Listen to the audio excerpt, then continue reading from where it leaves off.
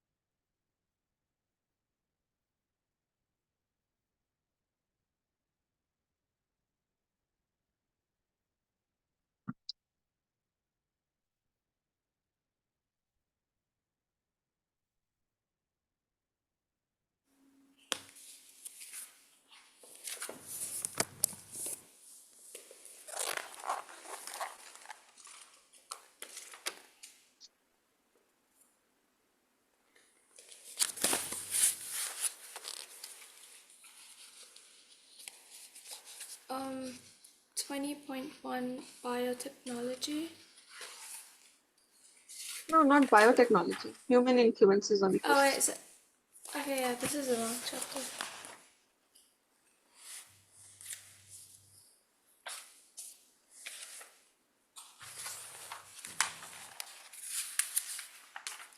19.1 human pressures on ecosystems. Hmm. Um, What are the subheadings? food production. Okay.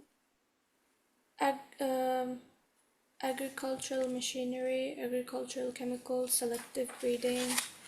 monocultures, Hmm. reduction in biodiversity, increase Hmm. in pests, Hmm. reduction in soil fertility, Hmm. intensive livestock production, Hmm. habitat destruction, Okay. deforestation, Hmm. pollution by greenhouse gases, Hmm. sources of greenhouse gases, sea level rise, more extreme weather events, eutrophication, non-biodegradable plastics, Hmm. conservation, conserving forests, conserving fish stocks, endangered species, conserving endangered species, Hmm. What else? maintaining genetic diversity, reasons for conservation programs, Hmm. and that was it. All right. So the first thing that we will be talking about in this particular chapter, it is the food supply, or you can say the food production, right? Now, obviously, on an average, you can say every single day, the population on the earth is ever increasing, right? So, in Yep. order to feed the growing population, there has to be a good supply of food to them, right? Because if you think about it, the major source of food for all the people on the earth is basically agriculture, right? Because if the agriculture won't be there, how would you grow the basic food items that we eat, whether it is the wheat, rice, or anything of that sort? So modern technology has dramatically increased the food supply. Earlier, there were no modern technology, right? The farmers used to sow the seeds, wait for the like to reap the after the harvesting was done and everything of that sort. But there were no, you can say, modern technology associated with it. So the even though the food was prepared, it was not enough to meet the needs of the growing population. So then the modern technology, it dramatically increased the food supply. So now agricultural machinery to use in larger land areas and improve efficiency. So now better machines were set up. Then one of the most important, you can say, discovery or invention at that point of time related to agriculture was the production of chemical fertilizers. Do you know what do the chemical fertilizers do? Can you repeat? Do you know what the chemical fertilizers do? Um, do they just provide the nutrients for the plants? To, Just 1 second here. Just 1 second. Excuse me. okay.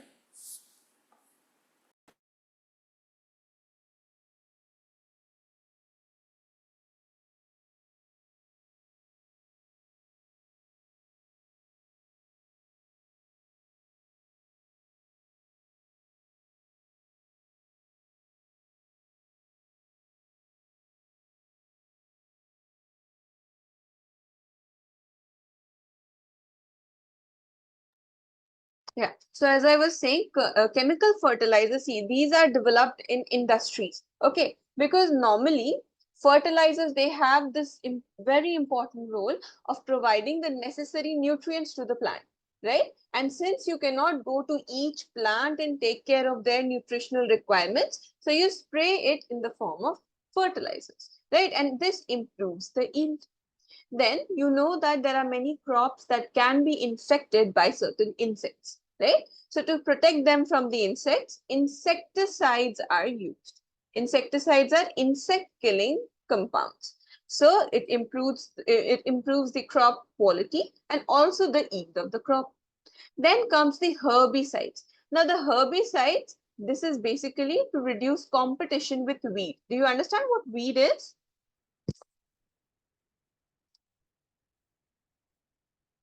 Unmute yourself.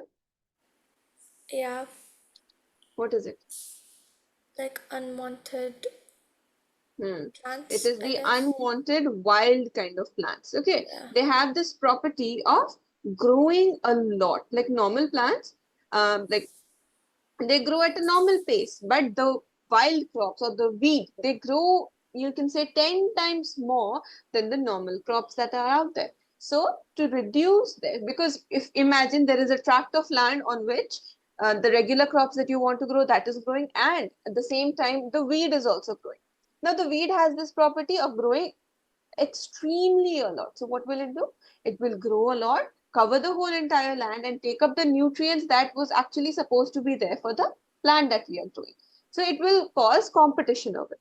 So herbicides are used to kill those weeds so that the normal plants could get the nutrition that they require. Clear? Yeah.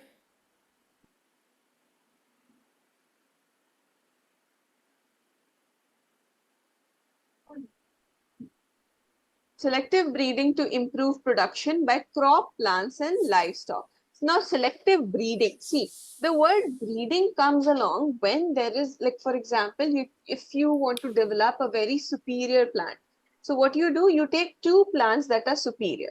Okay, very superior plants, and then you cross them together, make them reproduce together, and then as a resultant, the crop that will be formed, it will have all the superior characteristics in them. So same, this selective breeding, it can be done for the crop plants also, as well as it can be done for the livestock, right? Such as bulls and cows and everything, they can also be raised in such a way that you can handpick the qualities that you want in the organism, and you can breed it. Selective breeding, that means, for example, there is plant A which has high yield. Okay, like per harvest, it has high yield, but it is not resistant to disease. Okay, it doesn't have resistance. So it is not resistant. Then there is plant B, which does not have the high yield, but it is highly resistant. So now plant A has a good quality, plant B also has a good quality. So we take these two qualities from them, make them reproduce together, and now their offsprings, which will be the plant C, it will be high yielding and it will be resistant also. So this whole entire process that you just saw, this was selective breed. Clear? What Understood? if it ends up not having both? Yeah, many a times that also happens. Many a times this fails also. It's a chance process, but it, like in most of the times, it has been successful also. So there's like how we say there's like always two sides to the coin, just like that. It can fail also. It can like pass with flying colors also. Yeah, but this is the basic concept of this thing, selective breeding. Same thing can happen in the livestock or animals also. For example, there is a chicken. Okay, chicken A or chicken one. Okay, this chicken, it produces a lot of eggs. Okay, many eggs, produces many eggs. But the egg shell, meaning the quality of the egg it produces, is not that great. Number of eggs that it produces, a lot. Quality, not that great. Then there is the rooster or chicken bee or whatever of that sort, right? So it has this quality of providing the, you can say, a good quality eggs and then few eggs. So we can Yeah. match them together and form the offspring that will have better qualities of both the parents. Yeah? So that is what we mean by selective breeding, that you're hand picking the qualities that you want in the crop or the animal. Any doubts? No. Now see, monocultures and livestock production. Large scale monocultures of crop plant. First, we will understand what actually is monoculture. See, the word mono means one. Okay, mono means one and culture means growing some. So basically, monoculture is that kind of a farming technique wherein on the tract of land or on a piece of land, you grow one type of a crop at one time. Okay, for example, if there is a land and you're growing one type of a crop, so it means that that crop will be taken care of in a very nice manner. Right, but instead, if you grow 2 or 3 crops together on one field, so you'd have to take care of 3 of them together. Maybe someday that will happen that one crop got more care, the other didn't. So it will get deprived of the nourishment or the nutrient. So monoculture farming means that on a given agricultural land, okay, only one species of a crop is grown at a time. Okay, so if 2 or more species are sown in the field together, then we'll not consider it as a monoculture. We'll consider it as a polyculture. Poly means multiple. So always remember the word mono means one.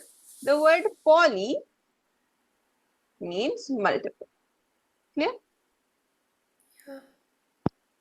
Now let us see what are the benefits of this. Like why are we doing this or why are we even talking about this? So first, it's easier to manage 100%. It's better like how you have one thing to take care of instead of having 3 or 4 things to take care of. It's more efficient. It's cost effective. Promotes technological advances in agriculture. It offers high earnings. And then like these, you can say all in all will lead to the more and more production of that one crop. Very nicely, healthy crops will be produced. But let's talk about the disadvantages.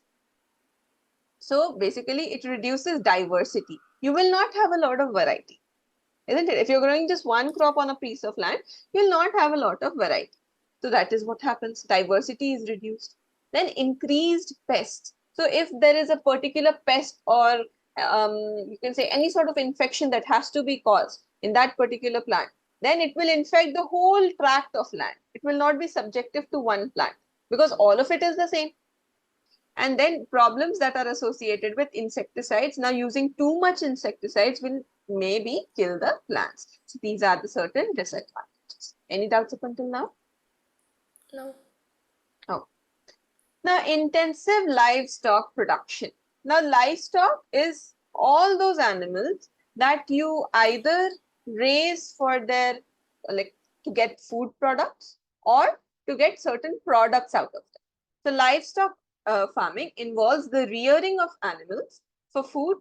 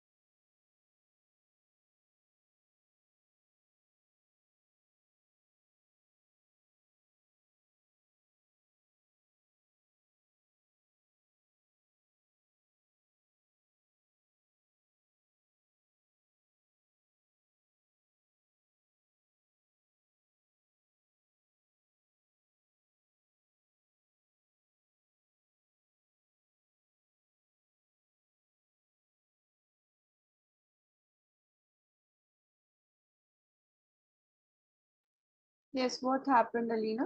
Network issues? No, the laptop ran out of battery. Oh, I thought, where did you go in the middle of the class? You just went away. All right. Okay, now you've plugged the charger, right? Yeah. Okay. So now moving forward, as I was talking about livestock farming. So livestock farming is basically when you raise animals for food and other products that you can utilize from them, right? So rearing of animals for the food and other human uses such as producing leather, wool, and even fertilizers. This type of farming, it basically primarily applies to cattle or dairy cows, chickens, goats, pigs, horses, and sheep. Now, intensive livestock production, basically here, it helps the economy and the agricultural history. So it like relies less on the plants and more on the animals. It provides food security, right? Because there are more food products available in the market to be, you can say, to feed the growing population. The disadvantage of this is that easier spread of disease. If there is any kind of livestock that a person is consuming as food and maybe it carries some sort of disease in it, so that disease is actually spread really easily. Apart from that, the welfare issues of the livestock is that they live in the confined space. It's that their freedom and it's cruel also. So those are the disadvantages. Clear? Yeah. Wait. Um, what does what does it mean by fertilizer? Fertilizer. See, fertilizers are those chemicals that are applied to the soil in order to increase the soil's fertility so that that piece of land can grow more and more plants on. Fertile soil means a soil that has abundance of nutrients, abundance of minerals like macronutrients, micronutrients that the plants will be utilizing. Did you get it? How So these, how? because the excreta of the animal, they contain all Oh, sorts of okay, nutrients and that can be used as a fertilizer. okay. Okay. One of the best example is cow dung. Cow dung is widely used as a Oh, fertilizer. It's natural and manure, actually manure. You might have heard about manure. So that is like naturally produced, like there is reduced reliance on the this thing industries as well, and they are very good for the soil health or the fertility of the soil. Clear? Any yeah. doubts? Okay. Mm. Now, providing sufficient food for the world population. Now, famine is an extreme scarcity of food, the state in which there is no food left for anyone to eat. Right? There are various factors as to why it exists today. Uneven distribution of the food. There are certain sectors that get good quality food and a lot of food. Then there are the weaker sections that do not, that are not able to get the good quality food or the food in general also. This can be one of the reasons. Then drought or flooding. So let's just say that drought, you understand what is the meaning of drought? Yeah, like lack of It's water. yeah, total scarcity of water. So if the water will not be there, how will the farmers irrigate the land? If the irrigation is not done, the crops will not be produced. If the crops are not produced, there will be no food grains for anyone. So that is drought. The second condition is flooding. Even though water and irrigation is very important for the crops, but still excess of anything is bad. So if there is a flooding or a waterlogging situation in the land, then that again results into the vegetation dying. This can be the reason. The third and the foremost, which is absolutely the biggest reason of, you can say, famine, is the poverty, not having enough money, right? And also the increasing population. Like I said, the population is increasing every single day. Nearly 1,000 million people do not get enough to eat, and over 400 millions are chronically malnourished today. Like they're very thin. They have such less amount of food that then they're not growing properly. Their bodies do not have enough nutrients. Clear? So it is therefore extremely important to understand so as to find a solution to this big problem of famine or whatever it is pronounced as. Now, social implications, right? Social implications means those people that are actually at the like economically stronger section, they should do some like take some initiatives for that. Strategic plans that incorporate population concerns such as population growth, distribution, rural-urban migration patterns. All of these things are crucial to understand and to get a knowledge about. Community development strategies, which integrate essential social services as well as production of resources, should be encouraged so that every single individual would have food to eat, understand the need of it, and everything of that sort. Economic implications. Financial support must be given to research on the integration of technologies for food production. So, like basically, what should be the ideology? The ideology should be that with less amount of money, you create more amount of food, isn't it? Then only it will be beneficial. Less money, more food. So that should be studied. The technologies for developing that should be made better. Okay, and reducing soil erosion, okay, impoverishment, deforestation, falling agricultural output, and poor water management should be, like, reducing all of these should be implemented. Right? It should be actively reduced. And if the measures or the care is taken for avoiding all of these things or reducing all of these things, then obviously there will be more, you can say, food for the needy. Clear? Not actually the needy, for everyone. Okay, have you ever felt it? I don't know if, have you ever bought vegetables at home? Yeah. Right? Did you go like, okay. So have you ever seen that whenever there is like some sort of where do you live?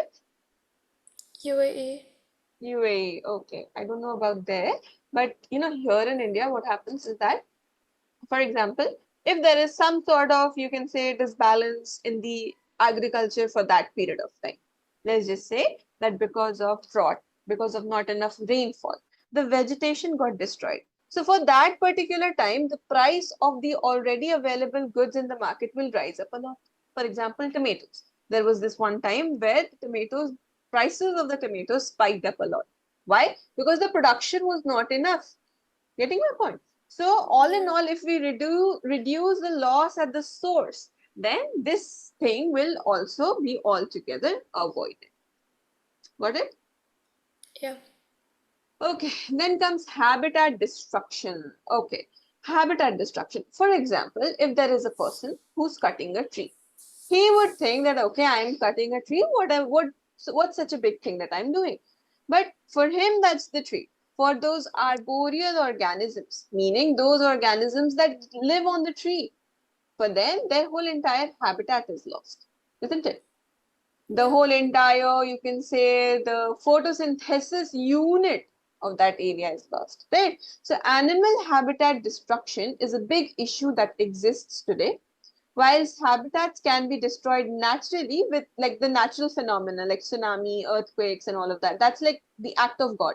No one can do anything of that sort, right? But then again, there are anthropogenic actions, meaning man-made things, or the things that are actually being caused by the humans, right?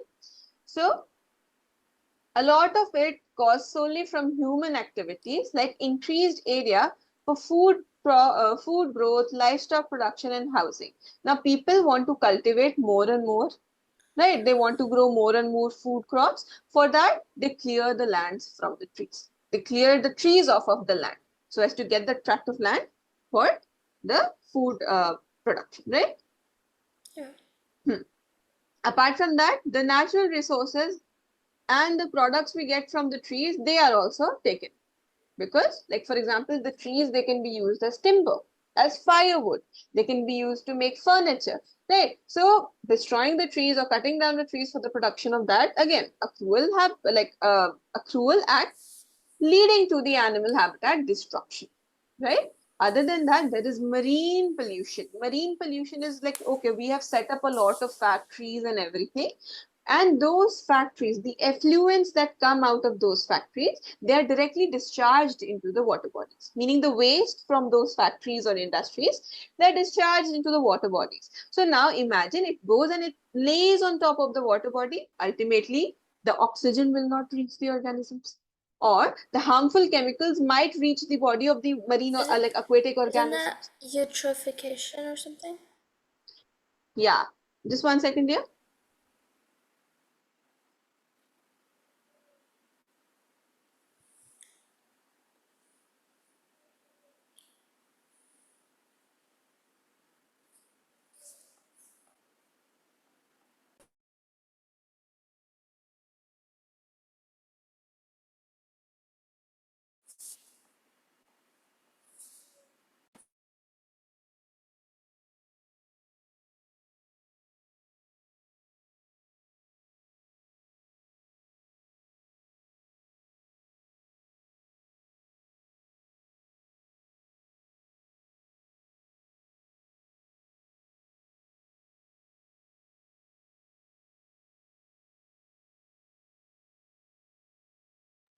All right. So now, yeah, as I was saying, yeah, you were talking about eutrophication. It's like the aging of the water body because of the pollution. Okay, it's like degrading. So deforestation is the permanent destruction of forest in order to make the land available for creating buildings on it or making it a cultivation land or anything of that sort. Deforestation is cutting down of the trees. There are many undesirable effects of this particular deforestation. First of all, the first and the foremost is the loss of habitat for animals living in the forest. There's so many birds, so many arboreal organisms are there. So habitat loss for them. Reduction of food resources and breeding grounds of animals, potentially leading to extinction. Right? Many organisms can go extinct because of that as well. Soil erosion due to lack of soil support from the tree roots, because if you remove the trees, now there is no one binding the soil together, isn't it? Yeah. So there is no trees, there is no vegetation to bind the soil together. So now if there is like a heat wave or maybe, flooding, the soil will slow together with that because there's nothing holding it. Now, if the trees are removed, there will be no organism doing photosynthesis. Less photosynthesis means there is not enough oxygen for us to breathe, right? No clean air. We just have dirty, foul air that has CO2 levels higher in it. And that leads to the greenhouse effect. Do you know what is a greenhouse effect? It's like when the greenhouse gases trap the Hmm. I What? don't know what it was called. Explain it nicely. Greenhouse gases. What are the greenhouse gases? Like carbon dioxide and then Yes. sulfur dioxide and then some Hmm. other ones I can't remember. Other ones you can't remember. This is what you're going to write in your exam. Some other ones that I We can't can remember right now. So basically, we just why? generally call them greenhouse gases. Yeah, you do call them greenhouse gases, and the reason why they are called as greenhouse gases because greenhouse is like a house that is made up of a glass, right? It is used so that the crops Yeah. can be given a hotter temperature for growing, right? So that is greenhouse. So Yeah. when this effect is naturally seen on the earth because of those gases that trap the heat with them, so the greenhouse leads to the global warming, isn't it? And Yeah. apart from that, the biggest thing is that if the plants are not going to be there and there will be no one to, evaporate the water, there will be no rainfall on the earth. And if there will be no rainfall, there will be no water for anyone, not just animals, but also for the humans. So all in all, now you see what are the different detrimental effects. Any doubts up until now?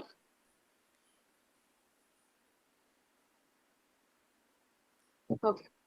Now, tell me if do you have the notes for this chapter? Yeah. Okay. I mean not my own, but Hmm. yeah. Okay, so would you like to write it down? You write down, just jot down the points because just listening to it won't help you. If you write it down, it will be better. Okay.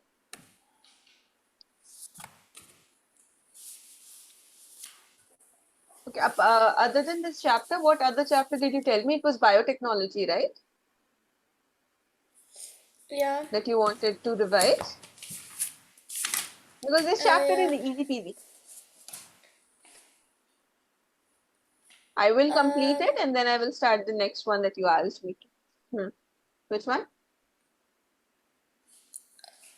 After this it's organisms and their environment. Like chapter 18. Okay. Okay. First you note down till here. Then let's see.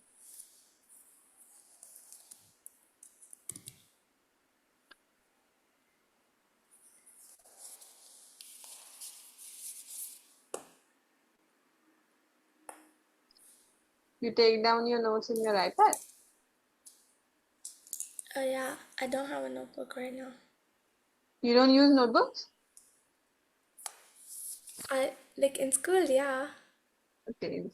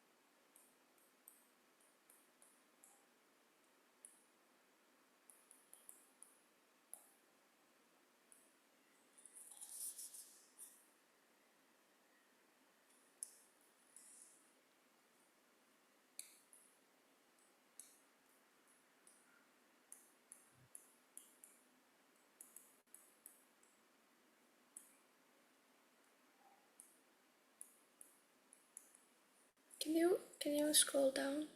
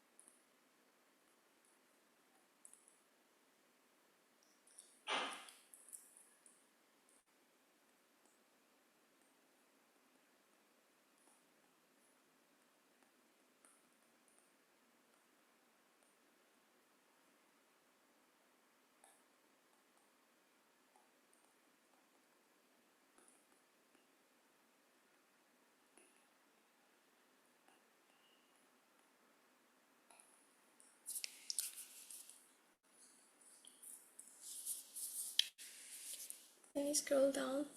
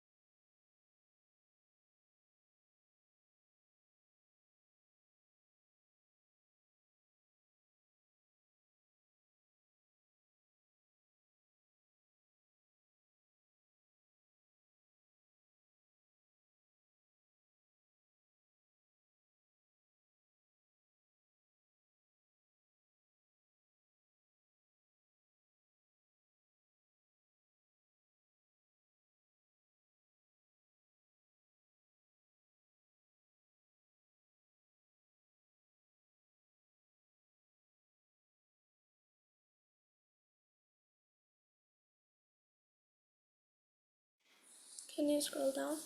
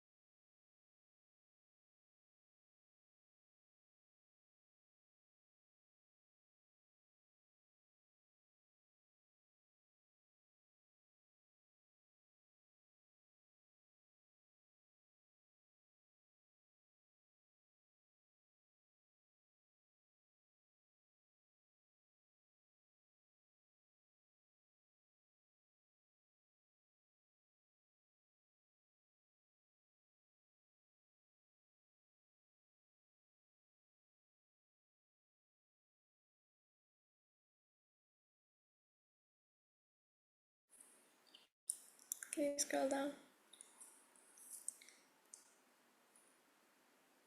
How are you writing so quickly? No, I took a screenshot for this one. The Oh, solutions.